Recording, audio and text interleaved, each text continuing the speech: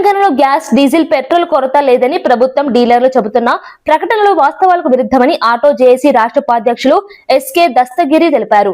పలు బంకుల ముందు వందలాది ఆటోలు గంటల తరబడి క్యూలలో నిలబడుతున్న దృశ్యాలు పరిస్థితి తీవ్రతను చూపుతున్నాయన్నారు. ముఖ్యంగా పటాన్చెరులోని జిఎంఆర్ బంక్ వద్ద 300కి పైగా ఆటోలు లైన్ కట్టడం ఇంధన కొరతకు నిదర్శనమన్నారు.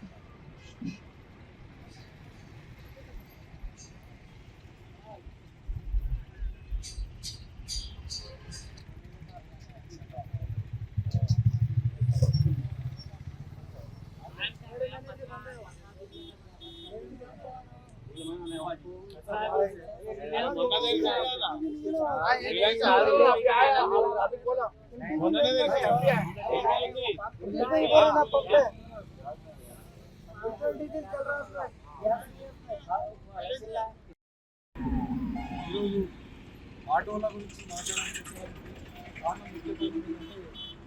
ఆటోల గ్యాస్, సిఎన్జి కానీ, ఎల్పిజి కానీ హైదరాబాద్కి వస్తుంది. ఇక్కడ గ్యాస్ గురించి పడంచెరు కాన్స్టిట్యూన్సీ గ్యాస్ దొరుకుతుంది. ఇక్కడ ఆటోల బతుకు చాలా దూరం ఉంది.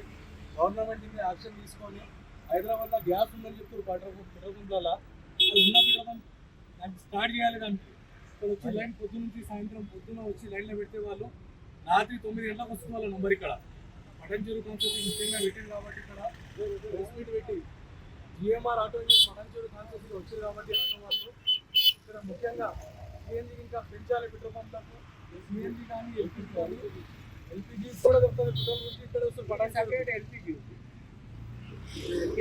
ఒకటి. ఇంకోటి ఏంటంటే చిన్న బ్యాటరీ సింగిల్ సర్వీస్ చేస్తున్నారు. ఒకటే ఉన్నారు. పెంచాలి. ఒకటే ఉన్న ఒకటి ఖరాబ్ ఉందండి. అది కరెక్ట్ కాదు. ఇంకో మనిషి కావాలి.